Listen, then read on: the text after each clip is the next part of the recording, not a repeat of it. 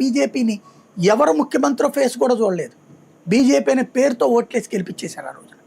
ఇప్పుడు తమిళనాడులో అంతటి ఇంపాక్ట్ స్టాలిన్ మీద ఉందా, ఉంటే జరిగిందా ఇది కావచ్చు, లేదా భారీ ఓట్ల సంఖ్య పెరిగినప్పుడు ఓటమి కూడా జరుగుతుంది.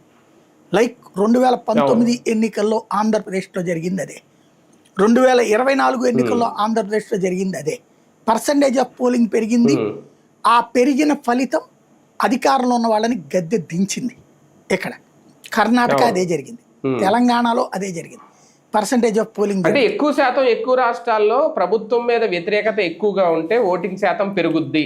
అలా చూసుకుంటే ఇప్పుడు తమిళనాడులో స్టాలిన్ ప్రభుత్వానికి ఇప్పుడు అదే నేను చెప్తుంది. అందుకే గుజరాత్ చెప్పా ముందు, అక్కడ ప్రో ఇన్కంబెన్సీ వచ్చింది. అవును, ఉత్తరప్రదేశ్లో కూడా ప్రో ఇన్కంబెన్సీ వచ్చింది, యోగి ఆదిత్యనాథ్ మళ్ళీ గెలిచారు.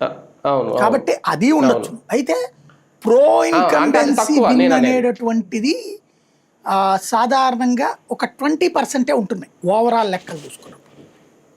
ఓట్ల సంఖ్య పెరిగిన టైంలో క్రిందసారి మమతా బెనర్జీ అట్లా భారీ ఓట్ల జరిగినప్పుడు గెలిచింది ఆవిడ, భారీ ఓటింగ్ క్రిందసారి అక్కడ. అప్పుడు మమత గెలిచింది, ప్రో ఇన్కంబెన్సీ అయింది.